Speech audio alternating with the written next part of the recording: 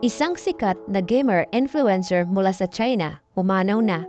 Kanyang malalim na dahilan sa maagang pamamaalam, tutukan. Bilis na kumalat sa buong social media ang malungkot na balitang umanaw na nga ang isang sikat na gamer influencer na si Fat Cat o si Liu Ji sa totoong buhay.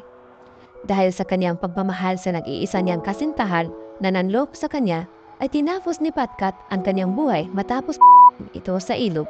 Ang insidenteng ito ay kumalat sa social media lalo na't bago pumanaw si Fat Cat ay naibahagi pa nito sa buong mundo ang mga huling tagpo at sandali na nagkausap ang dalawang magkasintahan. Ngunit bago natin ipagpatuloy ang malungkot na istorya nito ay kilalanin muna natin kung sino nga ba si Fat Cat. Si Fat Cat o mas kilala bilang si Liu Ji ay isang 20 years old na nagmula sa bansang China. Siya ay isang sikat na mobile gamer influencer na owner of kings sa kanilang bansa. Dito rin siya